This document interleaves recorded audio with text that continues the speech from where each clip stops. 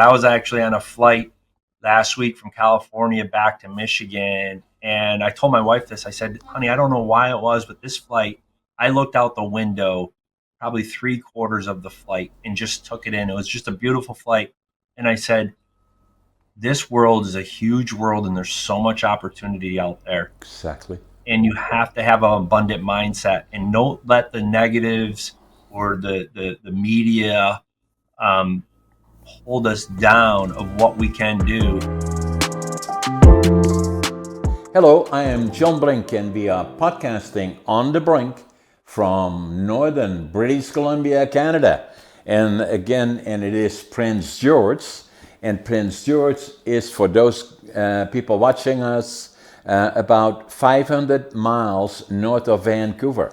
It is physically in the center of British Columbia, north to south, east to west.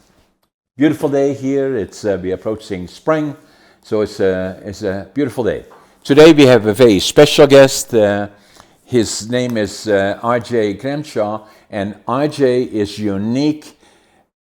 He's an entrepreneur extraordinaire. He's a coach on business practices. And then the other part is he spent some time in the Air Force. So him and me have a lot in common, so we'll hear about that as we go into the show. RJ, welcome to my podcast. Thanks, John. I'm glad to be here. So give us a little bit of background about you, where you are located. You're in Michigan, I believe, but tell us about it and your education background, and then... Sure. Yeah, my wife and I and our two grown men. I have two boys. We have two boys, 30 and 25. We live in Ann Arbor, Michigan. We actually relocated here 10 years ago, primarily, climbing the corporate ladder, and the opportunity presented itself to become CEO, president of a long-established equipment financing company by the name of Unify Equipment Finance. I was the second president of the organization.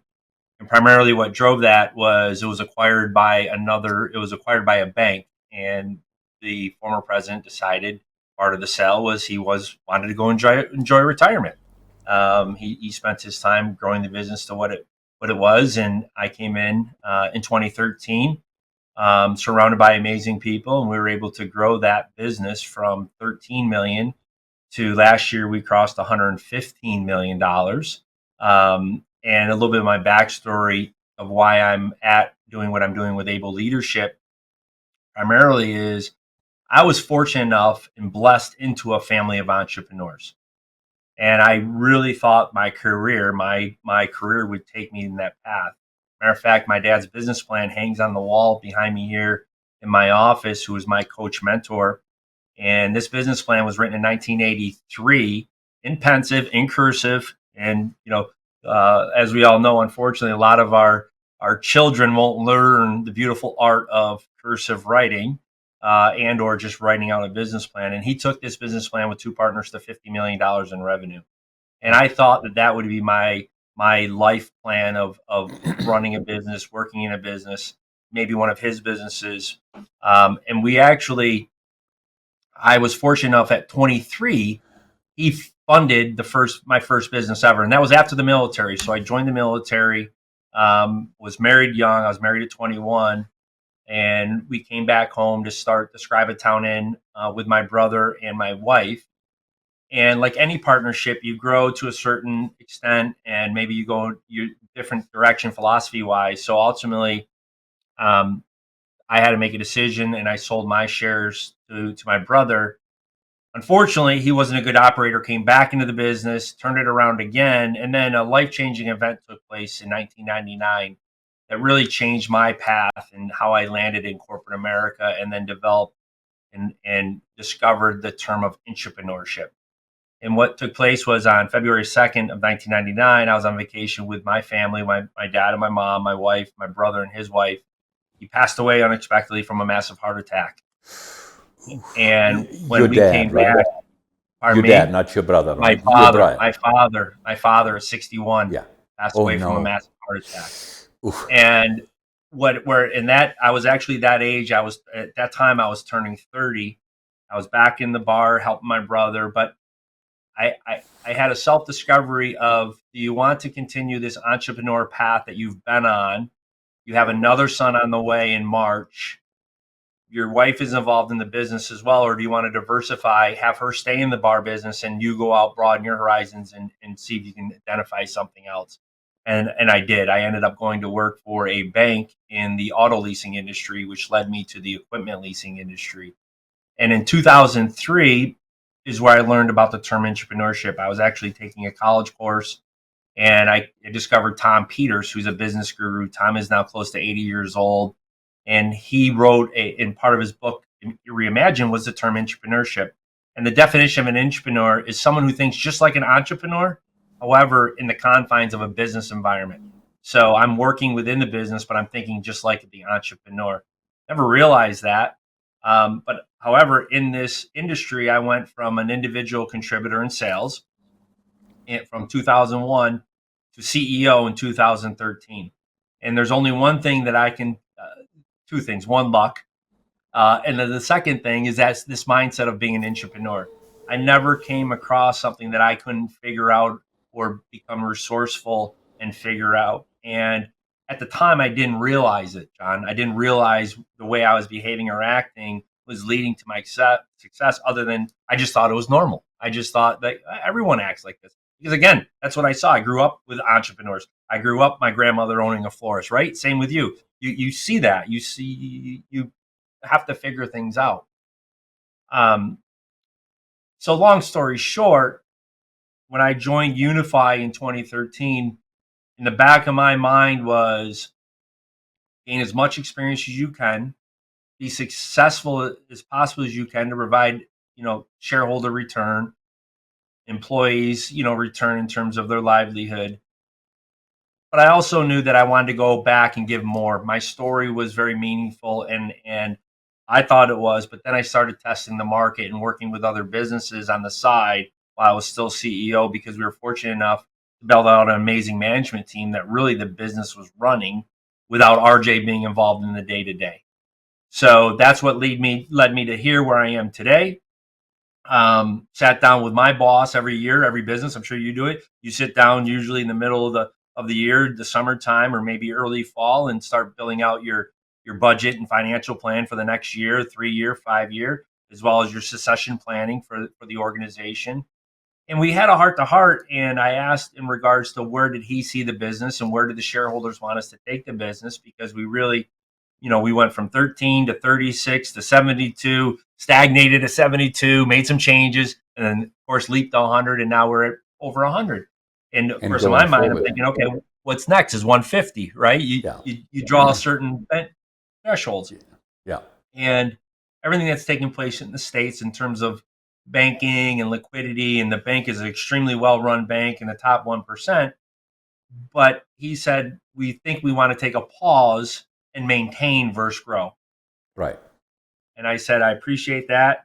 Went home, thought about it over the weekend with my wife, and we sat down and just really contemplated that, because I knew in the back of my mind, John, I would go stir crazy, and I would most likely drive everyone around me crazy as well. Yeah, I understand that. Did you respect that? Oh, yeah, very much. So I said, well, if there's, I relate to this. I tell people when they say, well, how did you pick this time to make this transition? I said, well, things have to align. And I think of this as almost like having children. There's never a good time. You just have to do it. You can't plan everything. And I said, well, the universe is presenting me this roadmap. So I'm going to say, now's the time. Exactly. So my main message is working with now businesses, and primarily small to medium-sized businesses, from 2 million minimum revenue to, I work with one company that's close to 300 million, but just developing internally the mindset of being entrepreneurs and how they can foster that type of work environment, and then all the benefits of that. Correct. Thank you for that layout, because it gives me a good idea. Now, the other part that is always very important to me is the personal aspect of it. Your wife has been very much part of all of this. What's her name? And then the My, other my, part that I like to know is you have two sons that have grown up, and what are their names and what are they doing? yeah. So I've been married to my wife, Mary Ann. We were high school sweethearts. Met her at the age of 17.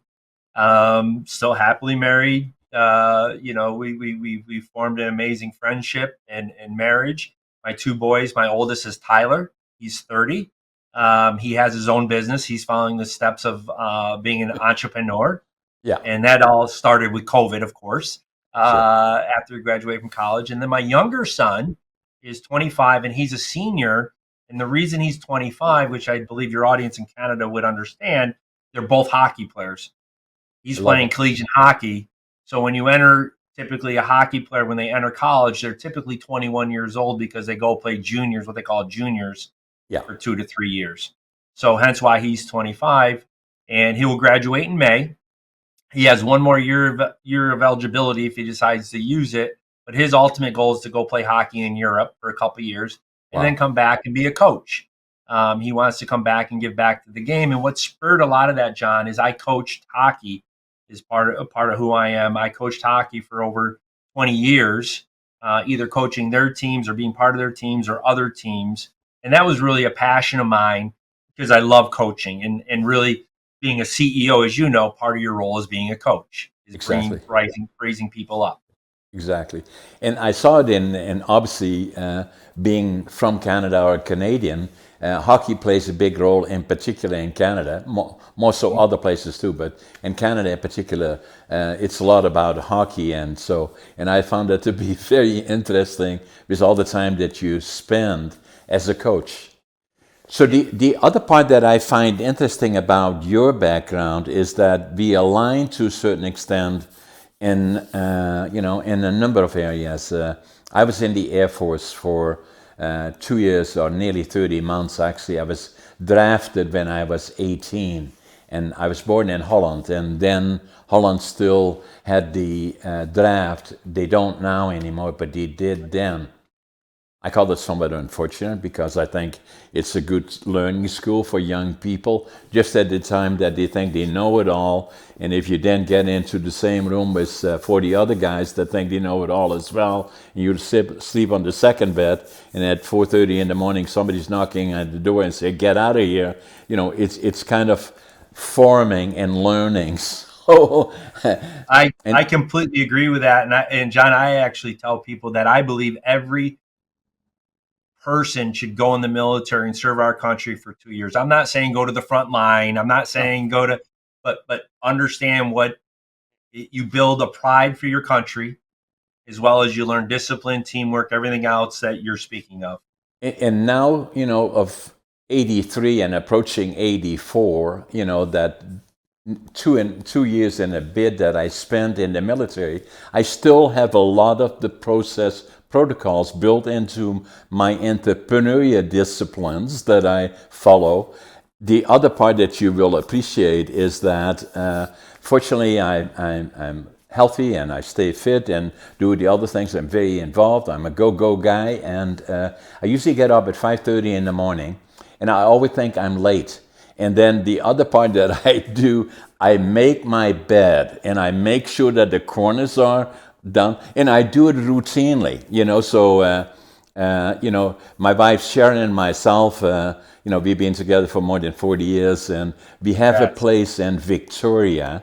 And so during the week, I'm in northern British Columbia, and this afternoon, right after our podcast at I think 1 o'clock, I catch a flight to Victoria, and then I spend Friday afternoon there, Saturday and Sunday, and then Monday mornings I go back, and my wife Sharon stays there. We have a house there. We are into horses. We have about 7 horses. We both ride English dressage, and every time I'm in the plane, I'm also a pilot, but and when I go commercial, and I fly across this country, or I do a lot of business in the U.S. as well, and I look out of the window, I say it's paradise.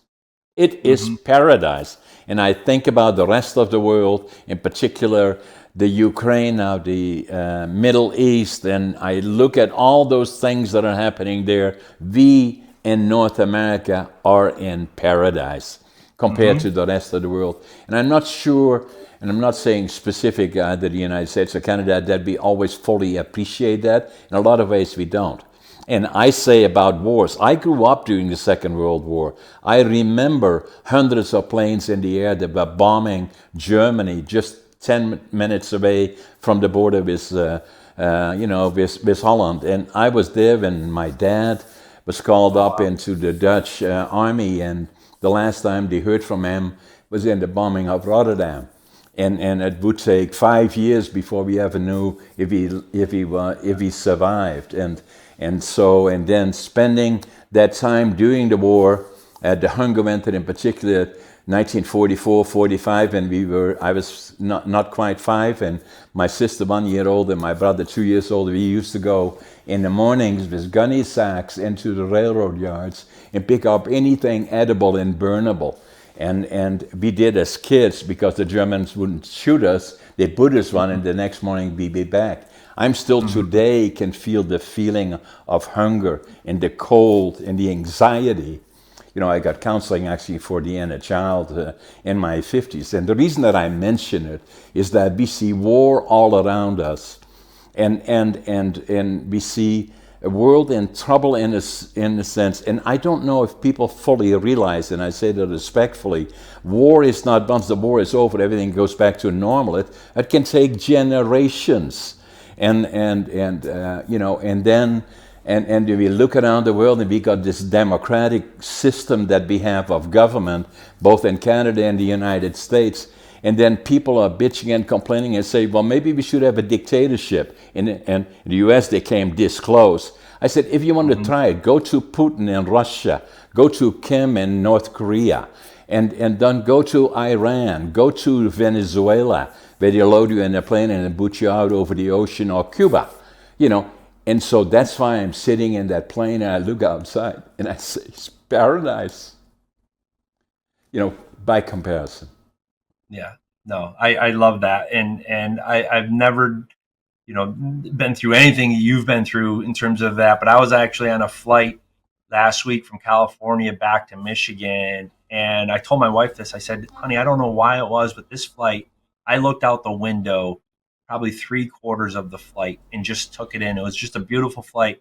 And I said, this world is a huge world, and there's so much opportunity out there. Exactly. And you have to have an abundant mindset, and don't let the negatives or the media hold us down of what we can do. And part of that, to your point too, is giving back, and also understanding, and not, do you believe we become unsensitive to things when they take place around the world? Because a lot of people did not have the fortune, and taking this in context, when I look back to my background and going through the difficult times and the effects of war and the after the war and all the other things served me well, because the reason that I sit always by the window and look outside, because I know the opposite. And I think a lot of people don't understand it, as to, the systems that we have, the democratic countries and all that kind of stuff.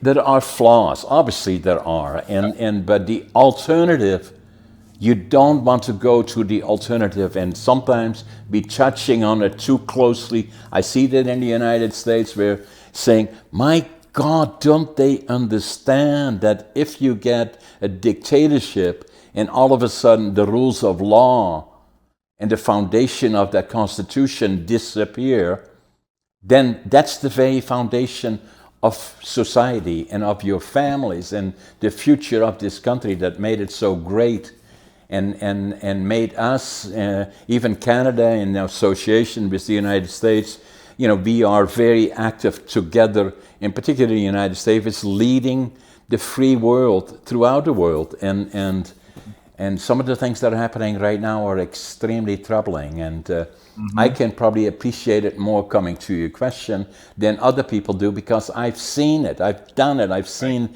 the effects of it. I still feel it myself today, Yeah, and hence why your generation is called the greatest generation, for what you went through and what you experienced. And I'm fearful of what my boys will go through because they didn't have to experience anything like that. And then you take the younger generations that they didn't have to do hard work, and again, that's not from a negative perspective, that's just No. factual. Yeah. My military experience was much different than yours. I was a dental assistant. I mean, I worked 9 to 5, taking care of soldiers and things of that nature, but I never lived to see the things that you experienced, or even any type of war. And another extension of that, I believe we don't do enough for our veterans. Period. No. We do I not agree with that.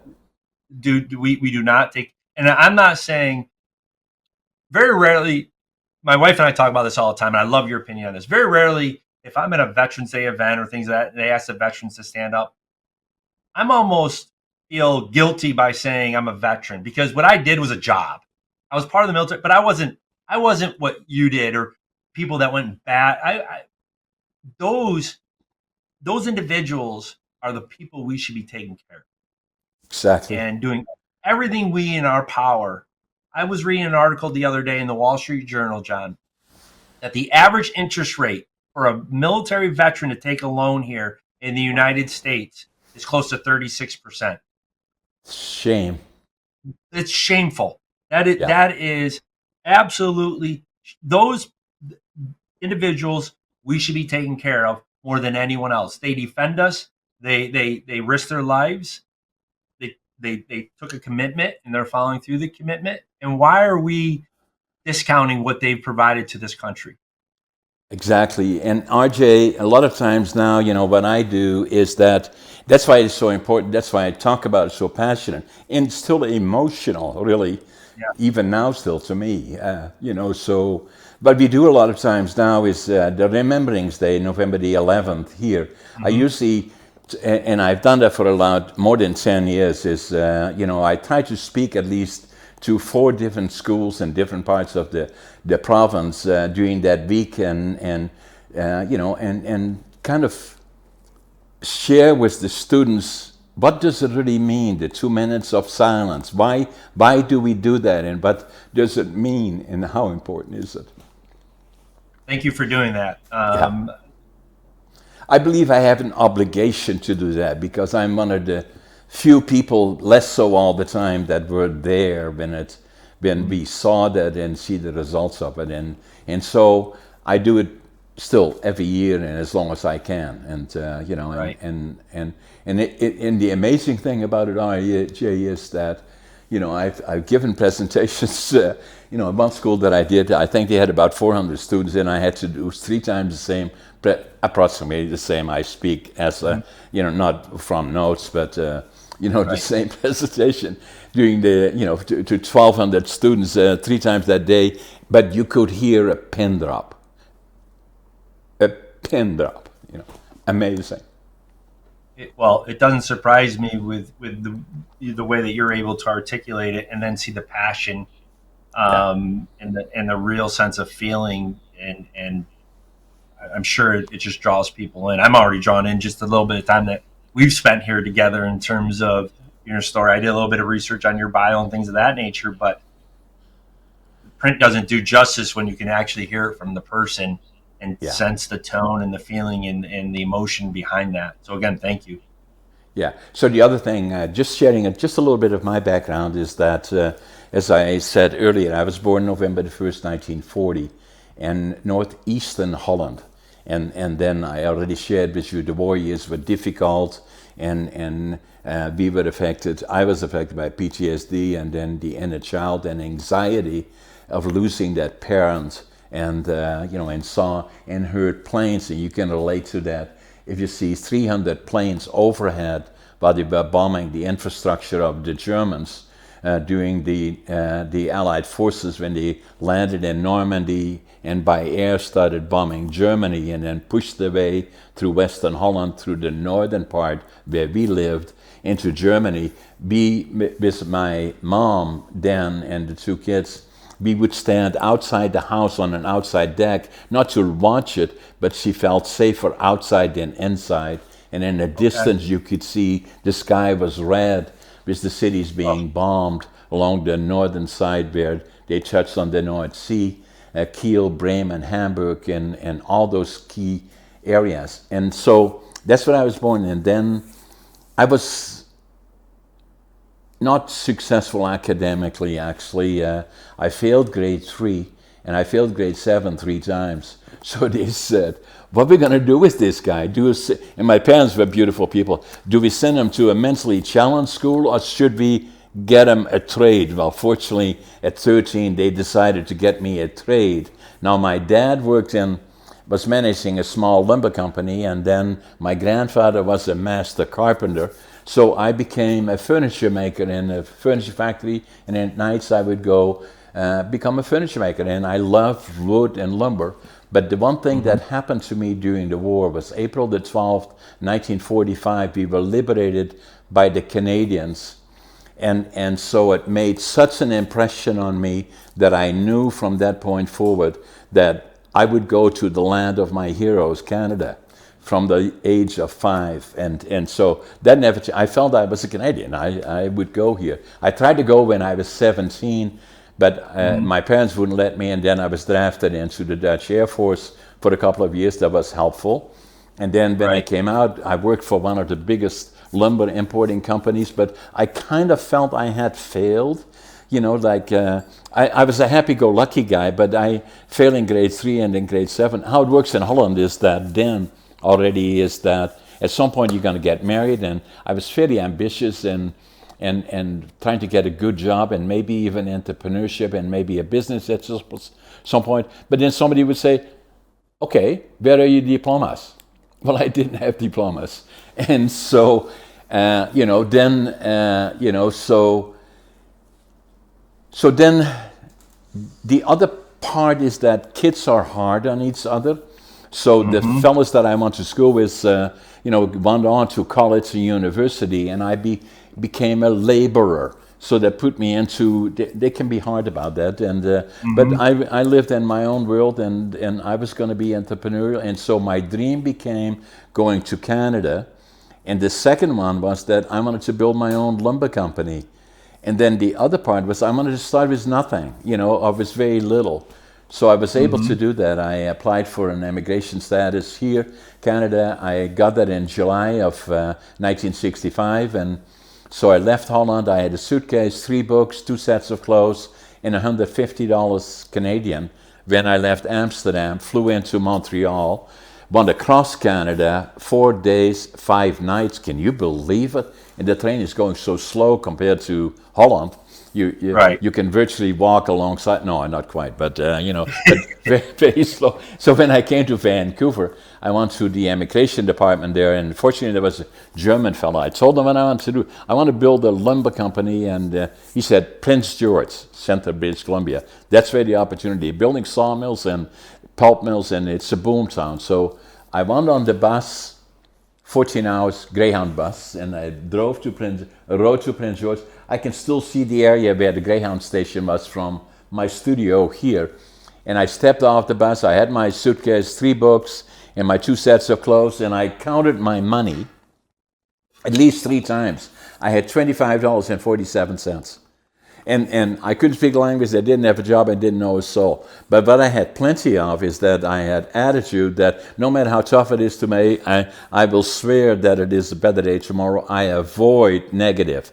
And then the other one that I had is passion. And whatever I do, I give it 150%. And the other one is work ethic. I work harder than anybody. And I still do that today, hence getting up at 5:30 in the morning and doing my bed. So in any event, so when I came, I started as a lumber pilot.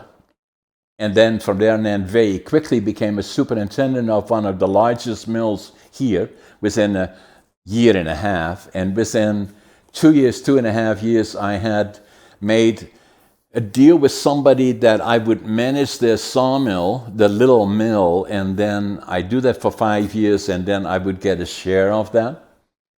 Okay, where was it, John? It was in Watson Lake, Yukon. And for the guests watching from around the world, the Yukon is right next to Alaska. And it is a place where it snows in July, and you don't know if it is late or early. and that kind of a place. I've seen it 65 below zero. And so anyway, I was there for 5 years, ended up virtually owning a big part of Watson Lake, and then the deal on the sawmill didn't work out, and then, so it's all part of in my book, and I'm going to send you a copy of it, signed copy at some point. And so I decided to give it all away for $1, and then start over again, go back to Prince George, and the next thing that reminds me, I was doing the job there, then worked again as a superintendent, then became a cost accountant for one of the larger mills, sales manager, and then it reminds me of what your dad did, and that is hanging behind you, is his business proposal. Mm-hmm. So I wrote a business proposal in 1974, and I took it to every bank all around us, and then most of them said, "Okay, well, good ideas. And how much equity do you have?" Well, I didn't have any. So and finally, I ended up with 2 banks that I kept talking to, and every time they said, "Okay, why don't you change this, and how about that?" and I would change it, and then without pushing too hard so they didn't turn them off, I would go back and then again lay it in front of them, and then finally I had the last bank. I can still see it from here where it is, and the manager is still alive. Actually, that was there then. He's older than me now, actually, but in any event, I again went to the bank, and again I laid my business plan in front of them, and then he said, "Okay, at least 3 or 4 booths further is the manager." And so what was I asking for? $25,000 to start this lumber company, value-added manufacturing. And I can still hear it today. 4 booths away, the manager said, "Give him the money, give him the money." So the greatest thing ever for your ears to hear that, right? Exactly, and so that started the company. I said, "What do I do now?" So, the business plan of your dad that you so proudly hang behind you, I still have the one that I did in the final one in the spring of 1974. That if we look at it, and the people around me still in my management team see it every so often, you say, "I can't believe it." But you put together, because we're still following virtually the same today as we did then. Although the companies have become much larger. It's not about how big the companies are, but we have about 10 different companies, and the silos are, the one is lumber, number of lumber mills, and that's expanding. Another thing that we do is warehousing, logistics, and distribution. That's probably the largest distribution company in northern BC, and the other one is real estate, mainly commercial and industrial. So, and then a number of other companies around it. But that became the foundation, RJ. And then, and if I look back, is that starting from that, already I had the entrepreneurship when I was young, selling papers and doing all of that kind of stuff. And then I was always interested in, if I heard about there were presentations done by successful entrepreneurs or business people, I would go to a great length to get to listen to them. What made them tick? And so I did that already before I came to Canada. And so so that became a very, very important part of my life. Mm-hmm. The other part that was a trigger for me that was changing, even when I started here and already was successful, and I didn't feel I had, even then, not that I was successful. And people would say, you're so successful. I didn't feel that way. And then one of the things that happened is that it was January 1997. I walked into a store here, and for whatever reason, I still don't know it even today, I picked up a book, and the book's title was Driven to Distraction. And I opened the book. It was written by Dr. Halliwell. And it was about ADHD. And I said, "Oh my God, that's me." And so I bought the book, I wrote in the book in Dutch because I was ashamed of it, because it was implied that it's a mental challenge that you have if you're involved. And so I wrote in there, now I finally know who I am.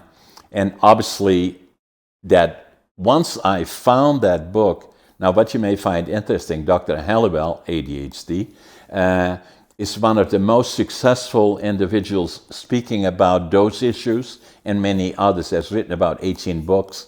Wow. And I had him on my podcast. I think it's podcast number 203.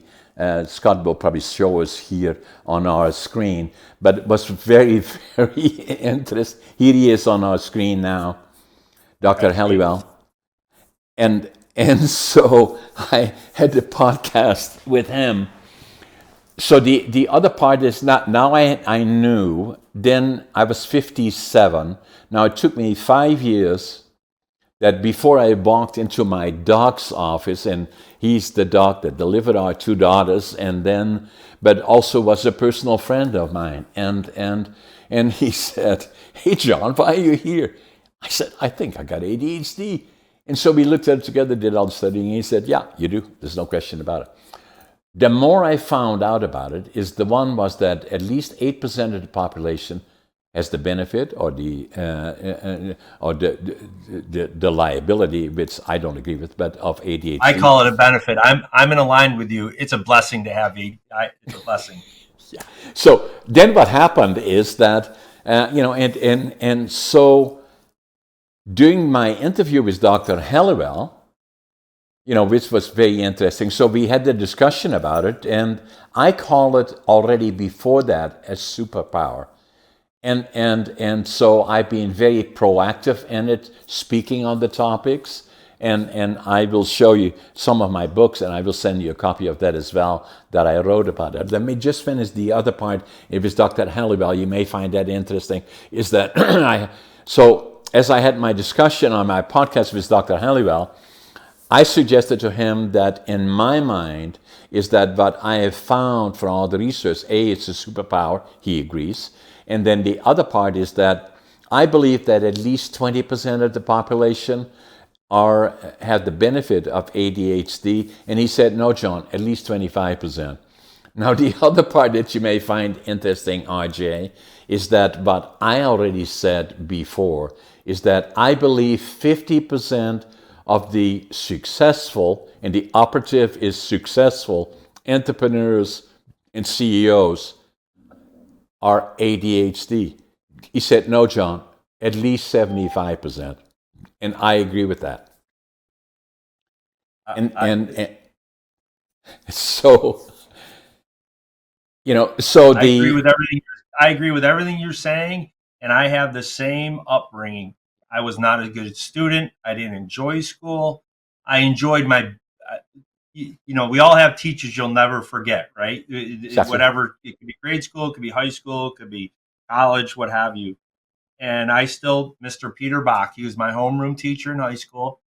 He ran a business, but he was also a teacher, and he taught business law, business management. Those are the classes. And my parents were like, you get A's here, but I just wasn't I just had no desire to learn biology. No. I know it's smart. I know why they teach it, but I had no desire. It took me 6 years to get through high school.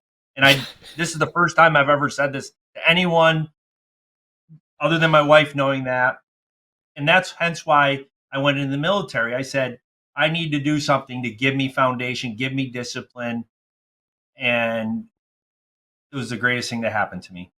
And I agree with all of that, RJ, and that's why it is so important, you and me having this discussion, is that so then what happened is that trigger alone changed a lot of things in me, and that was in when I was 62, when I was diagnosed, but really when I read the book from Dr. Halliwell, and then, which was in 1997. Another thing that happened with me is that I was not a very good communicator up to the point that, I already had a successful business and everybody said, "Oh, you're so successful," and blah, blah, blah. I didn't feel that way and up to that point. Still before I discovered that I was ADHD, obviously, is that then and I could interact with about 3 or 4 people around me, but beyond that, I was not very good to articulate my thoughts and didn't feel good about it. So she dragged me to Toastmasters. And I said, "What's that all about?" She said, "It's communication skills." I said, "Nobody's going to ask me any questions, right?" She said, "No, you just sit there and you watch it." I said, "Okay, as long as nobody asks me questions." So I'm sitting there listening halfway through the meeting, and somebody stood up and saying, "Hey, John, tell us all about you." I said, "Oh my God, I'll never go back here." So I stayed there for 10 years. And I became a distinguished Toastmaster, which is the highest level of Toastmasters. Now, for our friends watching around the world, especially in North America, Toastmasters are very active in all of North America, also in Europe to a certain extent. In a city like Prince George, there's probably 8 or 10 different clubs of about 20 or 30 people. It's one of the, it improves communication skills. It's all under Google. But it changed my life. Now, I would say that probably today, as we speak, at least 450,000 people, North America and Europe to a certain extent, are active in Toastmasters. Probably 10 million over the last 20, 30, 40 years have had exposure to Toastmasters and to some levels. But to go all the way to the top, become a distinguished Toastmaster... So between those different things, so it allowed me then, that unlocked me, I became a public presenter in demand, so, and to the extent that it really is putting a lot of pressure on my timing, because if I go into the States to do presentation, it takes 2 days of my life. So but the other. So what I do now, I'm very active in podcasting, obviously, which is amazing. There, you and me are sitting here having this discussion. But the other part about it, RJ, as you well know, tens of thousands of people will watch us in our conversation. So reaching a message much more effective than. I still do keynotes, but doing a lot of those, this media is effective. Now, the other one I was going to show you is that I also became a late bloomer in terms of writing, and a lot of people said to me, "You're going to have to write a book," and I said, writing books is not easy. So for about 20 years, I stopped. But I came to the point about 5 years ago, if I don't do it now, it won't happen. So I wrote this book. Right. I'm going to send it to you and sign it for you, Against All Odds. And it's not about how successful John is, but all the ups and downs along the way. And then the other part that happened with me is that ADHD became so much part of my life, and then it troubled me that in my case, it took me till I was 57. When I saw the book of Dr. Halliwell, I knew that was me. And then to formally have it diagnosed, it was 5 years later. But all that while in between, from the time that I was 13 to the time that I was 57, I was troubled by, to a certain extent, but I was always an optimist. It didn't slow me down, but I felt I had to start anew with nothing to prove to me that I could do it. And so then I felt strongly about it with my book, ADHD Unlocked. I've handed out a lot of these books, and I did a keynote presentation, Best of Prince George here, about 6 months ago or so. And when I was having dinner the night before, a fellow came up to my table and he said, "I don't want to disturb your dinner, but can I talk to you before you leave?" I said, "Sure." I said, "Where are you sitting?" He said, "Down there." So then when I was done, I went up to him, and then he said to me, "I got one of your books because you sent it. I'm a city councilor." And and he said, "My son has ADHD, and he is so troubled by it, so we read it together." Can you believe that?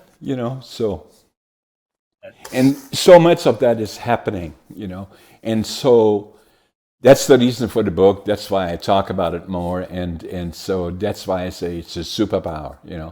Well, thank you for bringing awareness to it, because there needs to be more awareness to it, and have it be viewed upon as a blessing and a superpower versus a negative, and then all the pharmaceutical things that go along with that.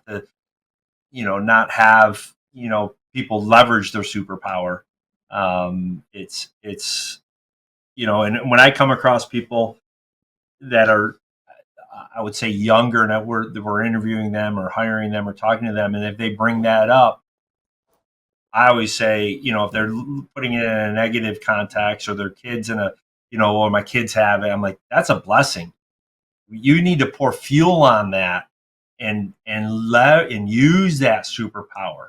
That's not a negative that the A positive, general right? public.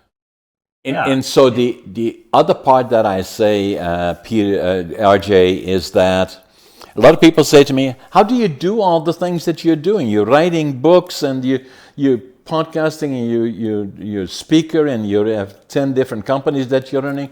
I say, "It's ADHD. That's the reason." Now, the other part that I have is that I find unique about it and using it in my presentations is that as a CEO, that I've been involved in leadership in organizations and in companies, is that most of all my companies I own, I'm the sole shareholder. So, but being interactive in many other ones, what makes me usually different is that as we have a box of skill sets that we are being taught, or that we know from what is the traditional way of entrepreneurship, how to run companies, and they fit this. What I do with my ADHD, I go outside of the box and see what's going on there, why are we not doing this? And it makes a lot of other people feel uncomfortable. No, you can't do that because it has to fit in the box.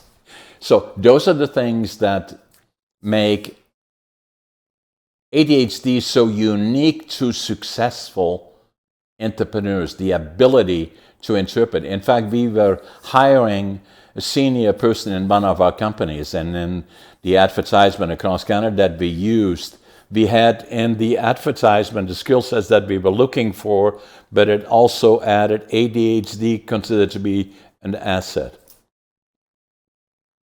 I've never heard of that. That is interesting.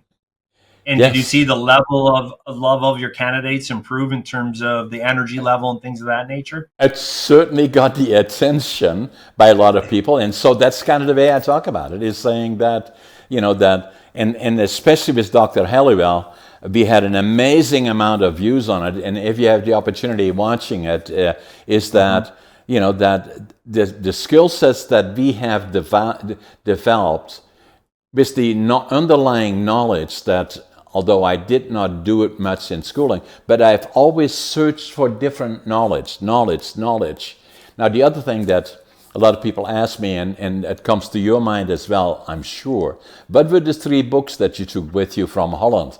Why were they so important? Well, what you may find interesting, the one was Management by Drucker in Dutch, and the other one was Logical Thinking in Dutch, and the other one was about Canada.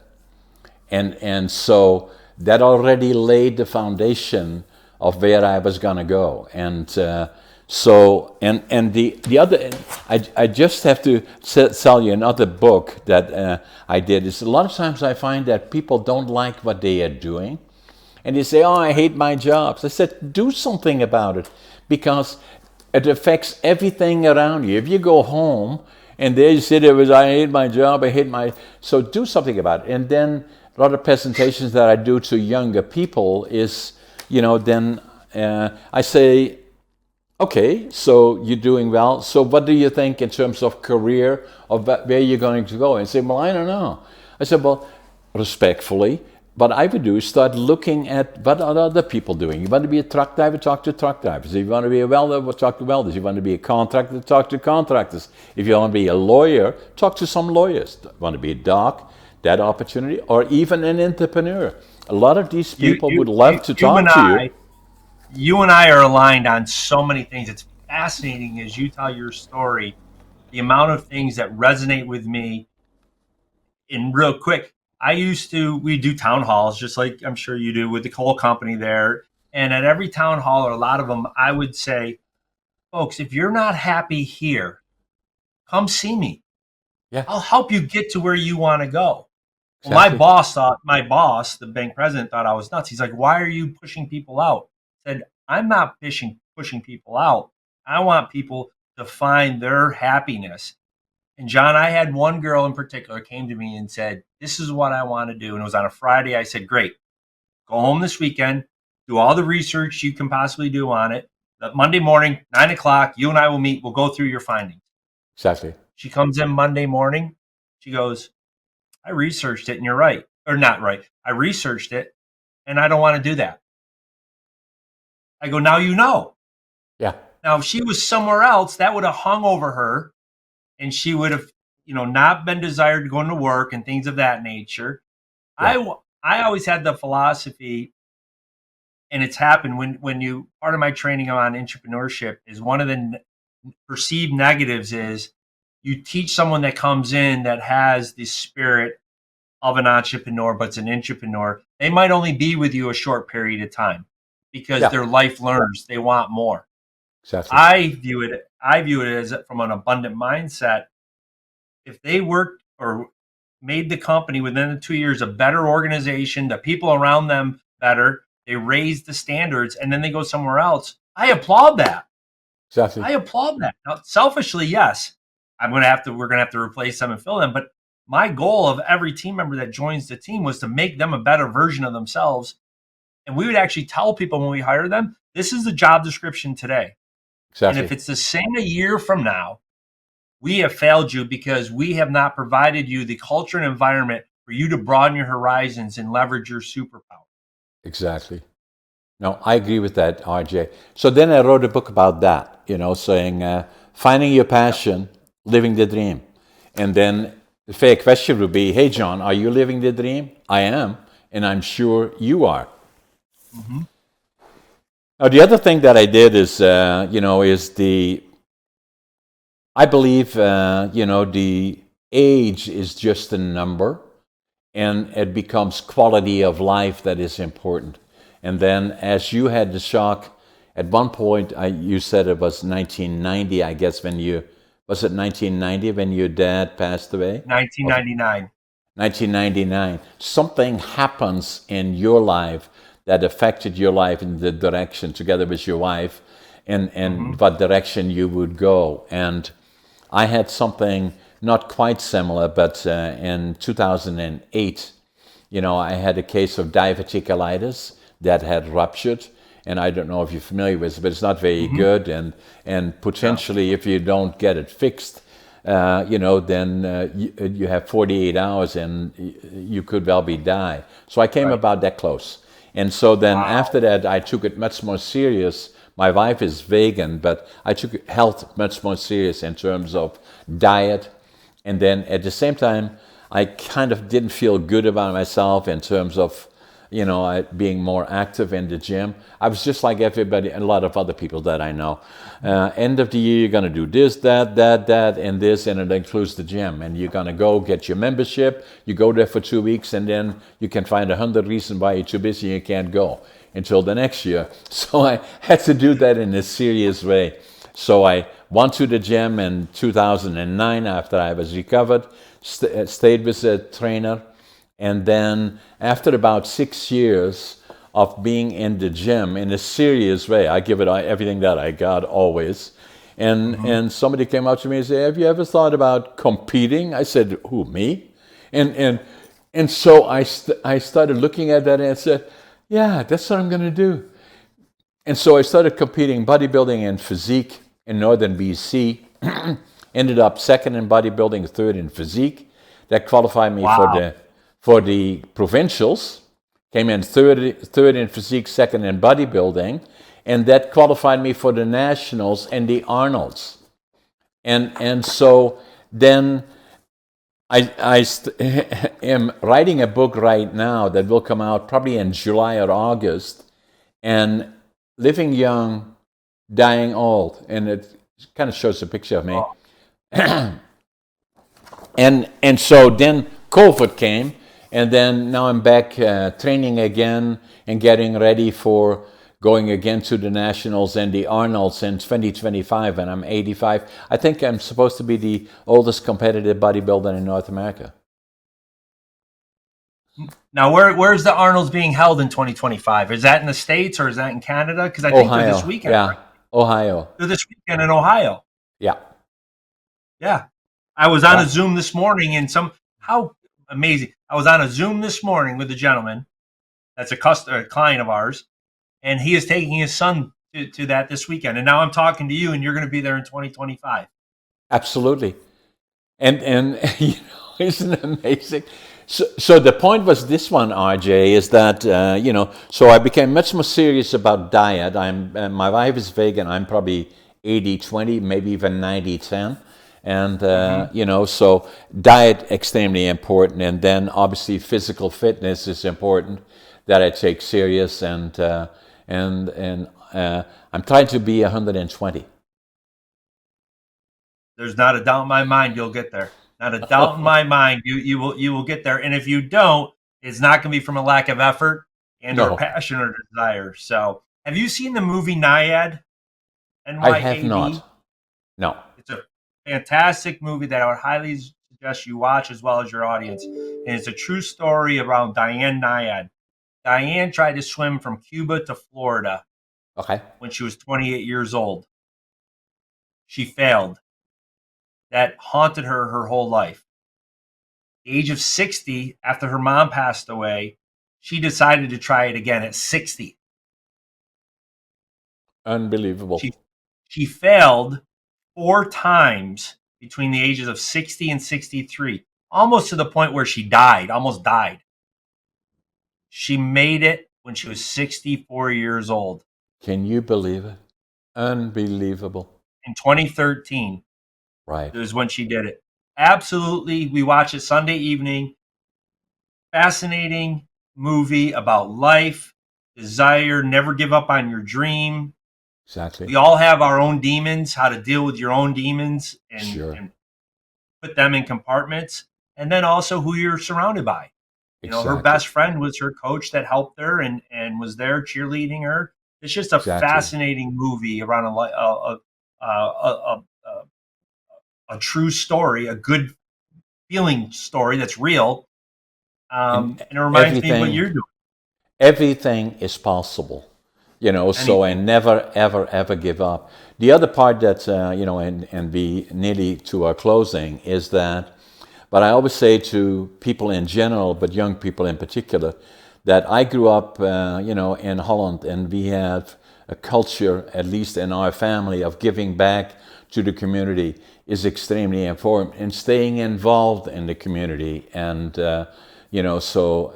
that's what I believe is very, very important. To me, in terms of being successful in business, it's not about money. It's more that at the end, when we kind of know that, the last time that we look in the mirror and saying, how do you feel about this journey? That I would say it was good, and that's the most important part. It's not about how many billions did I accumulate. It's not about anything, nothing to do with it. But it's everything to do with being comfortable, giving back, understanding, and helping people and understand at least a bit of a perspective on what at least I feel would improve our lives. Well, thank you for influencing the amount of people that you have with your message and things of that nature. It really resonates. And quite honestly, that's why I coached youth hockey for 20 years. It wasn't about winning and losing. It was about impacting young men and young ladies' lives. And I focus more on the life application than I was the hockey piece of it. And matter of Yes. fact, next weekend, and this is what I love more than anything else, is my wife and I are heading to one of my players' wedding. He's getting married, and we've been invited to the rehearsal dinner, and that Amazing. that's what Yeah. that's what resonates. And my dad, and I learned that from my dad. My dad was a little league baseball coach for 20 years, and they have a building in his memory. Just on top of Unbelievable. running a business, on top of raising 4 boys, on top Yeah. of its priorities Yeah. and not wasted time. I see so many Exactly. people just waste time on things Exactly. that aren't really adding any value to them or the people they're surrounded by. Yeah. And Um, that's what life is all about, RJ, mhm, mhm. in my opinion. RJ, it was a pleasure and a privilege to have you on my podcast. Well, sir, it's a two-way street. I absolutely enjoyed our time, and again, thank you for everything that you do and influencing the amount of people that you do. So, And I will thank you. sign the books for you, Against All Odds, ADHD Unlocked, and Finding Your Thank Passion, you. Living the... And once Thank I you. got the other one completed, I will Please. Living the Dream and Dying Old. Well, I'm going to RJ, it follow you was... along because I expect to see you in 2025 in Ohio, and hopefully I can get down there to cheer you on. How's that sound? I love it, RJ, and let's stay in touch. Please, by all means. Thanks, RJ. Take Thank care. you. Bye-bye.